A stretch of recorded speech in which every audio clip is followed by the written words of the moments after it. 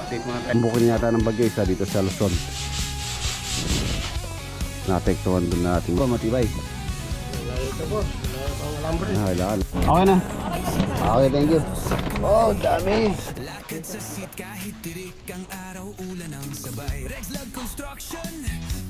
Ayan na mga boss, konti na to. Storage tank na 500 liters. So, yung magiging source rin saan sa kubo. Yung mga maliliit na debris tulad dito tayo sa master. Maganda na yung pressure. Papalinis ko lang itong mga cabinet.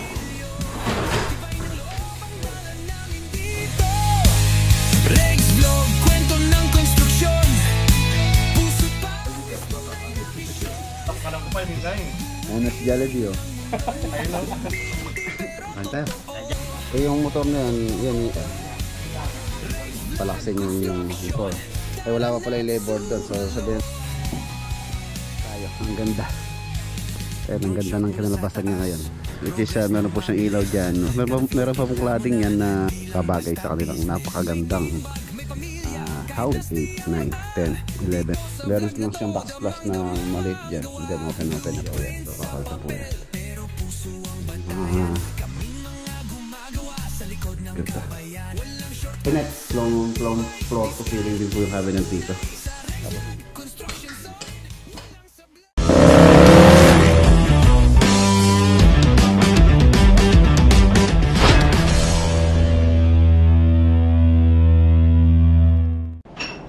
Good morning. Mga boss, another day, another build. Shoutout po kay boss Cesar Villaflor. Update muna tayo dito bago tayo umalis. Nalakad pala natin ngayon sa Modern Bahay Kubo. Patapos na po yun. Check lang natin. Tapos diretso po tayo ng Lubao Project. Good morning, good morning. Ito na. Halos patapos na. Ito na lang yung piniprepare nila. And then yung mga iba tapos na. Schedule natin i-deliver na mga boss. Meron po tayo meron paparating na malakas na bagyo. Ayan, ayon sa Pag-asa, halos kasing laki yata ng Pilipinas yung sakop ng bagyong papasok po sa PAR, sa Philippine Area of Responsibility. Ang estimated landfall niya Sunday yata or Monday. So yun, mag-ingat po tayo. Ang tutumbukin yata ng bagyo isa dito sa Luzon. Luzon siyempre malaki daw po siya. For sure affected po ang buong Pilipinas sa bagyo na yun. Ayan, yung nakarang bagyo si Tino, marami pong nasira or sinalanta sa gawing Visayas. Although dito sa Luzon hindi naman siya ganoon naramdaman. Sa Visayas marami pong naapektuhan doon na ating mga kababayan. Mag-ingat po tayo. Tapos yung bahay ni Tito Roger natanggal yung bubong. Saka yung kay Tata nasira din yung kanyang kusina. Manuel, yung bubong mo ba matibay? Ito boss, wala pang alambre. Kailangan mag-ready ka na dahil malakas daw yung paparating na bagyo. Sana matuloy. Sana lumihis po siya, dahil pagka nagkataon na super typhoon daw marami po siyang sisirain or mapipinsala. Kaya ito, pinatatapos ko sa kanila to dahil babaklasin ko po ito. Babaklasin ko muna itong itong tenta to dahil for sure kung malakas po yung hangin niya, lilipad po ito. Nasubukan ko na po dati, nandito yan. Nung time na malakas din yung bagyo, nilagyan ko pa nga siya ng tukod para hindi lang siya liparin that time. So ngayon mag-ready na tayo. Tanggalin ko na to. Tapos yung mga dapat i-prepare na liliparin. So yun, susubukan yung yung project na yan kung malakas sa hangin. Ayan. Napakaluwang pa naman nung kanyang pinaka eaves. Kaya ko po lagyan ng support yan doon para po sa malakas na hangin. So yun, Lubao tayo. And then mauna muna tayo dito sa Modern Bahay Kubo bago tayo dumiretso ng Lubao Project.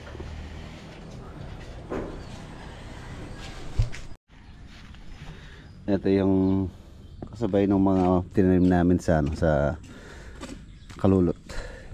Yung kay Lolo Boy, ang ganda-ganda. Yun dun naman ano, namumunga na Lolo Boy, namumulaklak naman na sila. Tumataba na rin ito, haba na. May bunga na po. Ito, pwede na kita sento isa. Tapos merong bilog. May bilog na nahalo, ayan. Bilog na. Ayun, bilog siya. Ito. Bilog din yan. Bilog. Parang itong tatlong puno na to bilog. Oo nga, ayan, bilog yan. Ayun. Ayun, meron na mahaba. Pwede na kita sin. Ito, pwede ka na magalaw. Lalo ba, buong ano. Buong puno, unang buong puno. Buwan na ba ako, nilapas mo. Ayun, no? Nagsagasaan, bakit hindi ako nagpa-parking dyan? Si ano, Hachi. Buti hindi na bali. Nada pa lang. Okra, yung okra may bunga na. Tapos meron din ako ano dito mga boss, balingbing. May silay na lahat oh. Kunin mo na. Ayaya mo lang dyan. Wala namang kakain. Balingbing. Balingbing, ano sa English yung balingbing? Balingbing po, yung pong ano, may guhit-guhit na ganun. Sa tao mayroon ding balingbing eh. Balingbing. Sakang balingbing sabi.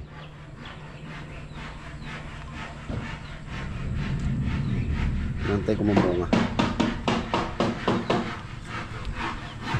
Tapos ito yung mangga. Golden Queen to, yung malaking bunga. Sampalok ay sampalok. Malaki ng sampalok. Ito yung masarap ilagay sa ano? Sa sinampalukan. Yung mga usbong na gandre. Pero ayaw muna natin siya lumaki bago natin sa talbusan o kuhanin ng usbong. Kaya malaki na yan. Mananawa na tayo sa usbong ng sampalok.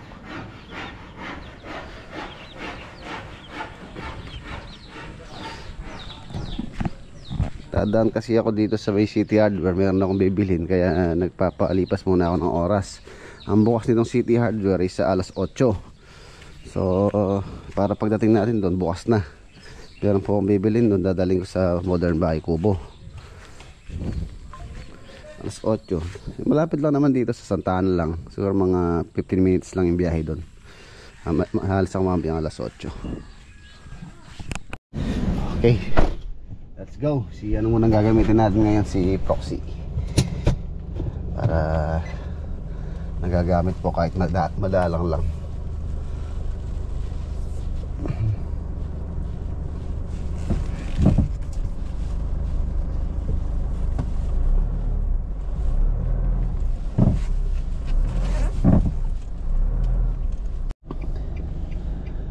Ayan na, nandito na po tayo sa San Fernando mga boss. Dadaan po tayo dito sa ano, sa Jollibee. Meron po yung sponsor si owner doon. Nagpapaano siya ng merienda tsaka lunch ng mga tropang gumagawa doon dahil po halos baka po last day na nila ngayon. So sponsor ng lunch. Ayan, daan tayo dito sa Jollibee. Bili tayong merienda tsaka pang lunch nila.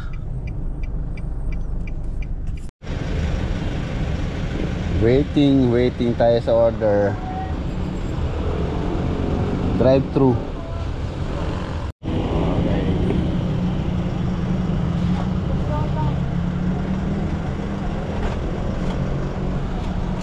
Drinks.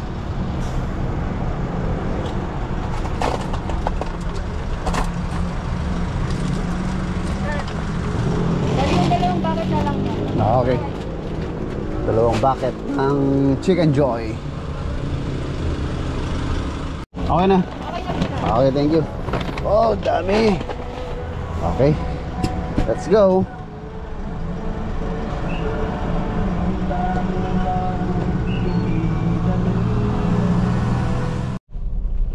Ayan, nandito na po tayo. Modern Bahay Kubo. Patapos na.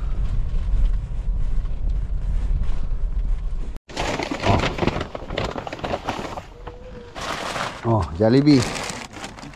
Yes. Oh. Ano pa? Balik ka, meron pa bababa dyan. Nilitsyon. Nilitsyon. Mga gamit na binili ko. Ay.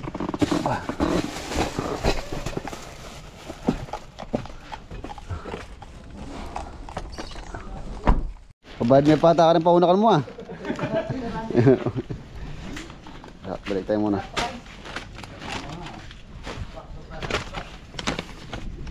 Burger. Thank you so much po kay Ate Gina, tsaka kay Kuya Andy. Kay Kuya Andy. Kuya Jim. Oh, French fries. Oh, ito oh. Sarap. Oh, ini pa. Brutus. Oh. Ketchup. May ketchup to. Ketchup dito.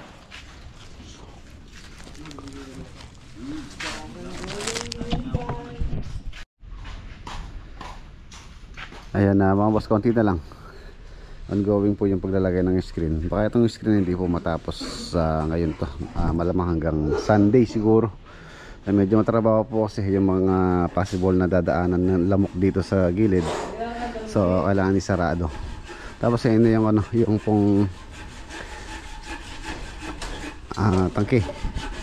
Mahina po yung tubig dito. Ito yung ano, ito yung nawasa. So patay. Walang tulo. Ito nawasa to. Pagka nagsabay na gumamit, wala na, mahina na. Ayan lang. Ayan lang po siya. Supply nung nawasa. So hindi po nila ma-enjoy gamitin yung shower pagka ganito, ganun kahina. Kaya yun po yung solusyon namin. So bumuli ako ng pressure tank, storage tank na 500 liters, and then Jetmatic. Yan, yung storage siya yung magsusupply sa yung magiging source nitong Jetmatic na galing naman sa nawasa. Yan, pagka napuno yan, automatic yan na mag-off na po yung kanyang float bulb. Tapos higupin naman nung Jetmatic, ibabato niya dito sa pressure tank. Sa pressure tank naman ang babato sa bahay na may pressure na at least mga 40 psi. Malakas na po yun. Ayan mga boss, ito 84 gallons, 500 liters. Tapos yung kanyang Jetmatic, hindi naman po yung branded na, kahit yung na mga ano, yun lang naman mumurahin, pwede na po yan dahil hindi naman po ano, hindi naman po deep well yung kanyang hitin. Yan lang naman po yung hihitin niya. Tapos babato lang yung pressure dito. Yan lang yung kailangan natin, kahit hindi na mamahalin na motor. Hindi naman po natin kasi hindi naman po natin kasi pwedeng itap yung motor na yon. Kung hindi na tayo gagamit ng storage, itap natin sa nawasa. Magagalit naman po yung mga kapitbahay kasi pagka ginawa natin yon, hitin niya yung tubig. So siya yung talagang pinak booster. Mawawalan po ng tubig yung mga katabi.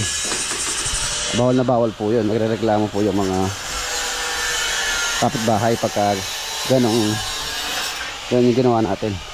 Saka pagka walang tubig, ayan yung sa nawasa. Ayan po yan.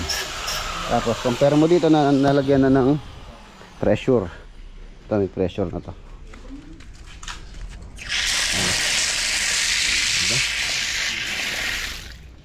So tingnan natin sa kubo. Ang screen. Tinandanom ka rin. Tinandanom yung kaya ganyan. Hello? Wow. Ay may unggoy sa taas. Naglilinis na. Unti-unti na lang yung ginagawa rito. Naglilinis na lang. Wah mo, tulong kita rin.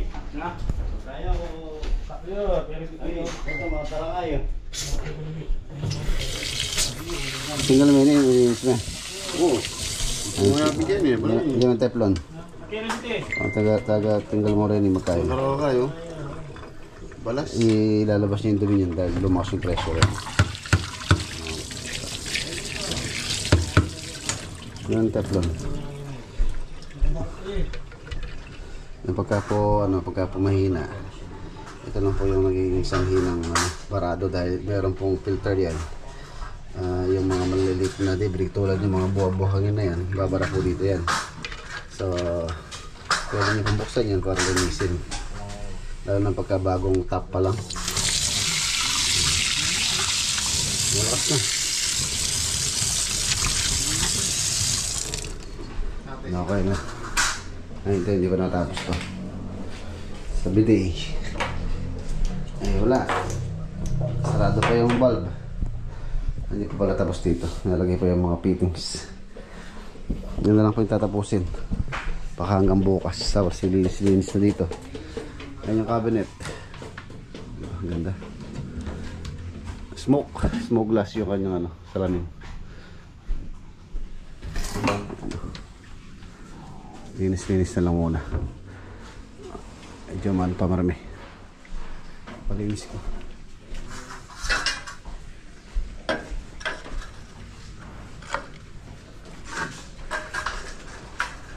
Dito tayo sa master.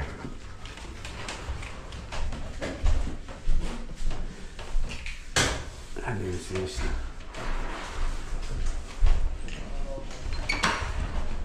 Yun o.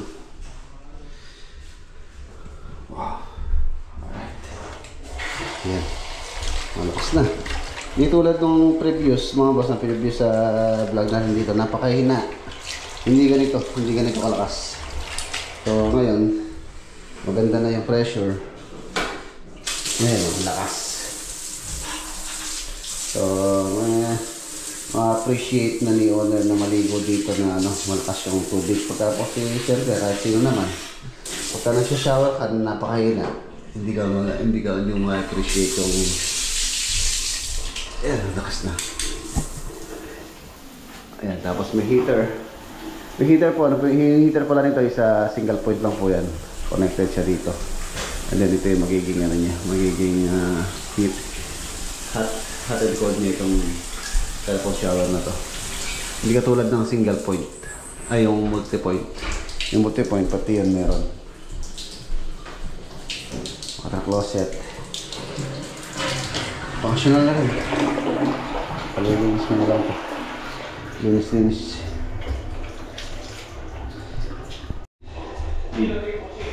Ayos.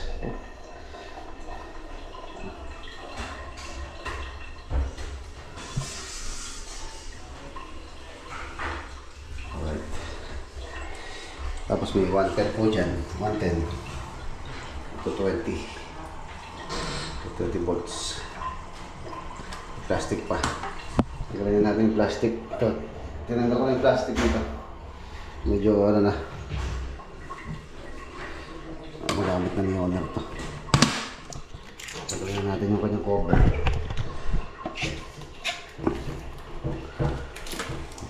Patapos na rin tayo dito. Linis na lang.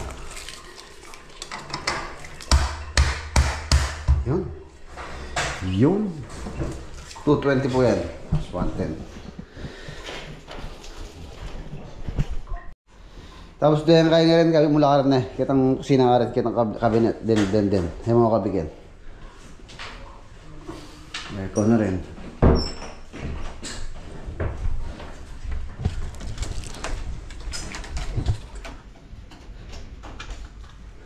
Ganun din dito. Okay na rin po dito. Papalinis ko na lang ito mga cabinet. Shelves. Dito yung hanger niya. Lagi na hanger.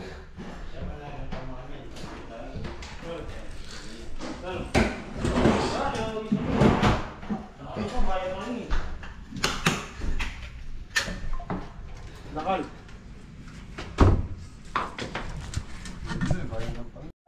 Final sa South Korea. Ayan, tapos na rin yung sa taas.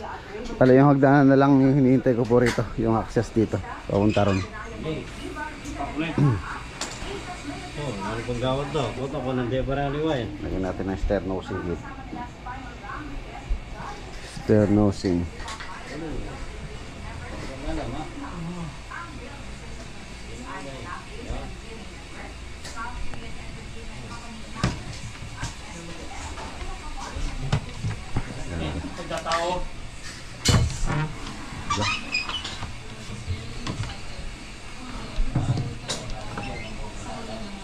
Dami mo nalagay ni ate rito.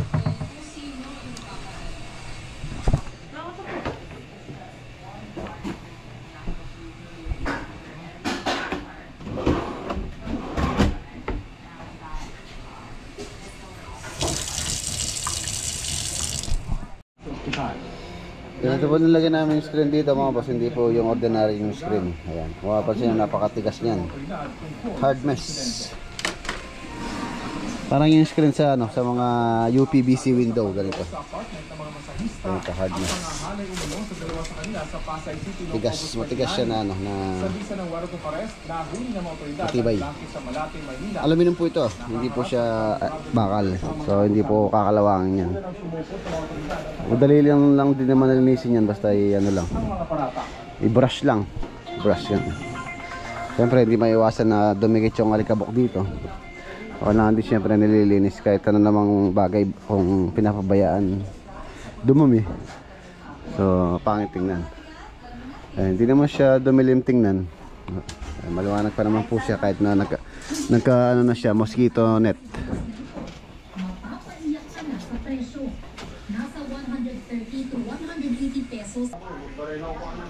Ayan na, okay na dito mga boss. Ang presyo pala nito, itong ano na to, pressure tank. Binili ko po ito sa ano, dito sa Pampanga. Ang presyo nito isa nasa 9,000. Puntahin ko lang yung ano. Yung total expenses po dito. Gusto niyo magpalagay ng ganito. So 9,000 tapos ito nasa 12,000 yata, 13. Sabihin na 13. 500 liters po yan. Tapos yung motor na yan, yun ano lang po yan, generic. Nasa 5,000 din yun. So all in all, nasa 27. Siyempre yung mga fittings na yan, yung binili natin mga fittings, yung pressure gauge, pressure switch, itong mga fittings na to, tsaka yung mga PPR pipe.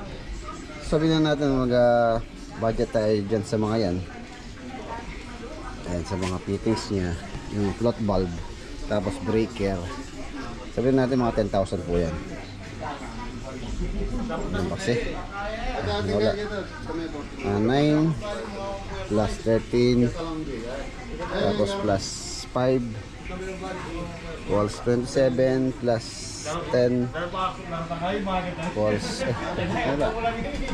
27 plus 10. So nasa 37k 37k ang babudgetin nyo po pagka gusto nyo ganyang setup na palaksin yung inyong motor.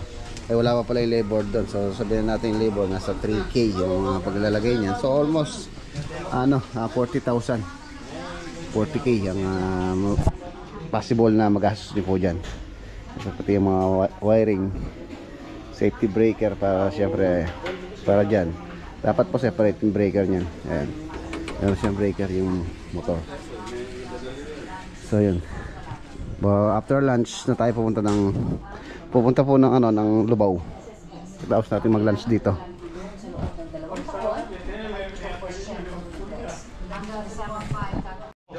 Kain tayo. Saan yung sponsor lunch? Jollibee. Jollibee.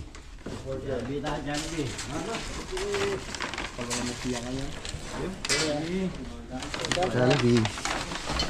Bida ang saya si Jollibee. Yes. Yes. Si Bisero, Jollibee.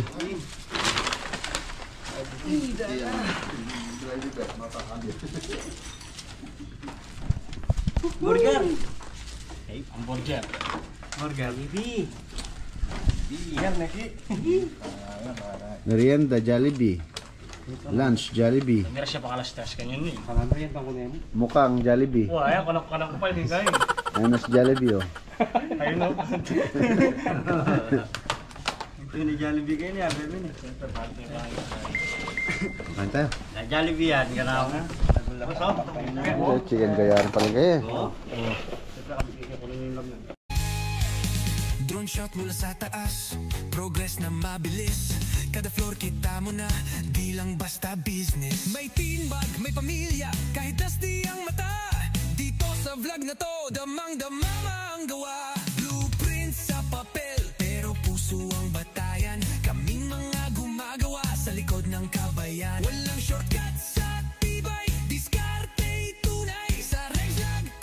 and solid, walang sablay. Sa bawat pakot, martilyo, tibay ng loob ang dala namin dito. Mga boss, after lunch, so katapos na namin kumain, ako babiyahin na ako papuntang Lubao. Lubao na tayo. Let's go. 2,000 years later. Ayan na mga boss, nandito na tayo. Ang ganda. Ayan, ang ganda ng kinalabasan niya ngayon. Bumagay yung design ng bakod sa design ng bahay. Ayan, ang galing ng pagka-design ni architect Vlad. Siya po yung may design din itong perimeter saka yung service gate na to, which is ang ganda ng pagka-design niya. Tayo lang yung nag-execute na gumawa. So, ang ganda. Ayun, no? Ayun yung canopy niya, which is meron po siyang ilaw dyan, 1 meter halos yung pinaka spacing, tapos yung plant box. So, ang ganda nito. Meron pa pong cladding yan na parang stone na tiles na. Ang cladding po namin dyan, hindi na natural stone. Ayan, ang ganda pagka nalagyan pa ng mga magagandang halaman. Ayan, nasa owner na po kung ano nung gusto nilang itanim dito na kabagay sa kanilang napakagandang house. Hey, ang ganda nito. Etong bakod na to ang pinaka madetalyeng nagawa namin sa aming mga proyekto. Wala po yan, wala siyang support dito. Tinigyan muna namin ng temporary doon kasi hindi pa siya talaga cure na cure. And tapos ito yung mga ilaw niya. 1, 2, 3, 4, 5, 6, 7, 8, 9, 10, 11, 12, 12. And tapos yung plant box po niya, cladding pa dyan. So ang ganda. Tapos ito yung service gate niya, 1.5 meters yung opening niyan. Tapos yung pinaka walkway niya papunta dun sa main door. Kung mapapansin niyo mga boss, hindi po siya nakasentro sa main door. Nilihis ng konti rito ni architect. Halos kaagapay lang nitong pinaka main. Tapos meron siyang pinaka parang aisle na daan papunta doon, which is naka slope siya. Siyempre ilalagay na tiles dito mga boss, hindi po slippery or siyempre non-skid ang ilalagay dito pang outdoor. Ganun din dito sa may driveway. Ang ganda na. Yung bali tiles pala rito, sila owner na po yung naghanap ng tiles na ilalagay po rito. Ayan, in order na nila sa Monday yata darating. So ayun na, pwede nang mag tiles dito. And then pwede na natin i-fabricate yung gate. Ayan, yung gate po nito is sliding. Mag-i-slide siya doon. Doon siya mag-i-slide. Tapos nakaabang din siya for automation. Ayan, automated yung gate. Ayan siya. Ayan, nakapark yung ating dito, yung ating pickup. Ayan, napakaluwang po nung pinaka driveway. Ayan, sana pagka na pa to na landscape po dyan. Ganda. Tapos ayan, dito naman sa kabilang wall, meron din pong ilaw yan. Ayan, kung mapapansin nyo, nasa 2.4 meters ang spacing ng mga ilaw na yan. Hanggang doon, sa dulo doon. 1, 2, 3, 4, 5, 6, 7, 8, 9, 10, 11, 12, 13, 14, 15 pieces na ilaw sa wall. Wall lang pang ilalagay po dyan sa wall, sa ano na yan, sa bakod na yan. So ganda, di ba? Lalo na pagka na landscape na po yan. Ganda, luwang ng ano niya, ng bakuran. Tapos ganoon din sa likod, mas maluwang po sa likod to kasi ito yung mga wiring dito namin pinadaan. So wala po kasi sa plano yan, so additional na lang po yung mga wiring dyan. So no choice tayo, talagang dito natin siya ipadadaan. Tapos ayun, sa mga cabinets dito sa loob, halos finish na po dito. Ito yung mga cabinet, modular cabinet ni paring Mac Lagunilla, and then meron siyang lock set na smart lock. Verify your face.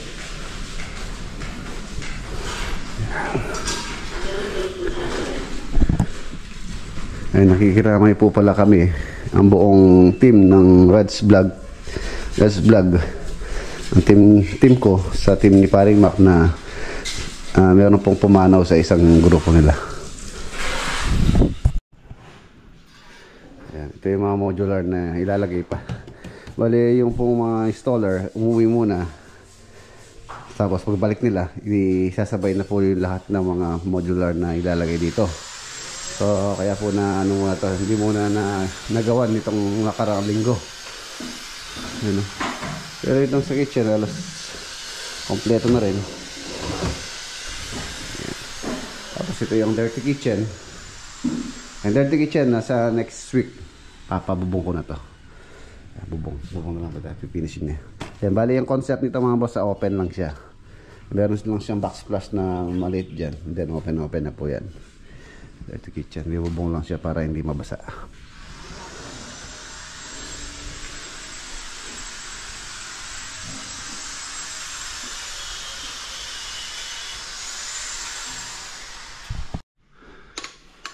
Ayan, ito yung mga gamit nila owner. So hindi pa po naayos, ang dami po niyan. Tapos next yung pong tempered shower enclosure na tempered glass. Ayan, ito yung walk-in closet. Ayan. Itong ilaw na ito, papalitan na po namin na mas maliwanag. Kasi medyo madilim siya, mapusyaw. So papalitan po yan. Ayan, mga drawer, ang dami po niyang drawer. Ayan o. From floor to ceiling, tapos meron pong ilaw yan.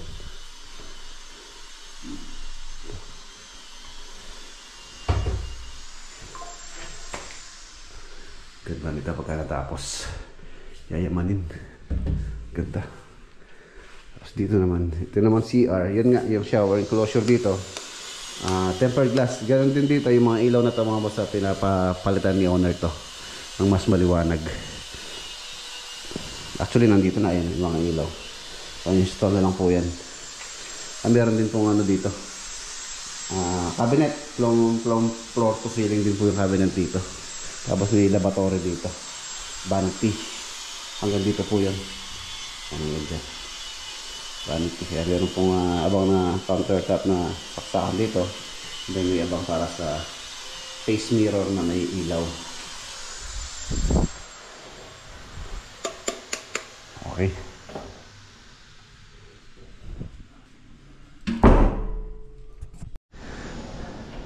Ayan, tapos sa likod, ongoing pa rin. May nagtatrabaho din po dyan sa likod. Gumagawa dyan. Ganda. Pagka naayos na dito, nalagay yung mga gamit. Yung TV dito na 100 inches yata or 90.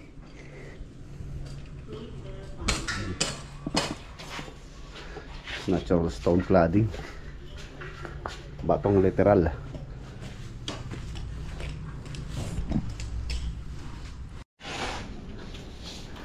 Ayan, dito sa likod.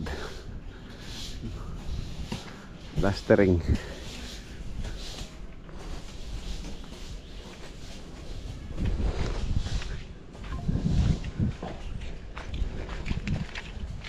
Anjo, ayos ka lang, Jo. Ayan, inuukay na rin yung ano dito, plant box tulad nun. May plant box din po rin. Ganon din dyan. Alas same lang yung design, pero mas ma-detalye po yung sa labas, ay sa harapan. And then yung kanyang service gate, so meron din siyang canopy. Mas mataas po siya dito dahil nga yung kasing bako na yun sa level siya simula dun sa nasa harapan. Ay mababa po yung ano dito, lupa dito, mababa, at least mababa yata ng ano, ng almost 40 cm or 16 inches yata yung difference ng lupa yung terrain ng lupa. So pwede na mga tambakan. Yung for sure magpapatambak pa po rito. Hello? Ay, damo pa ako.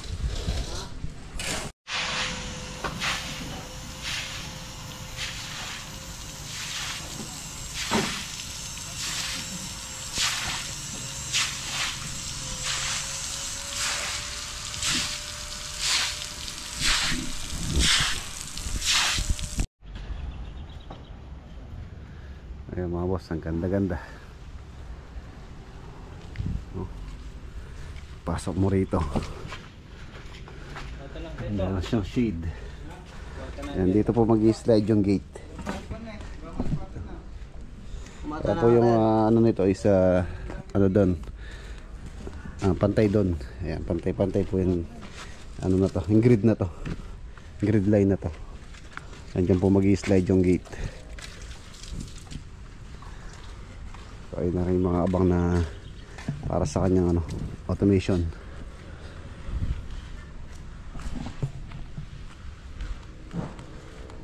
Ganda. Yan, iwan na po natin sila. Order pa ako ng materials dito sa hardware. Wala na silang semento.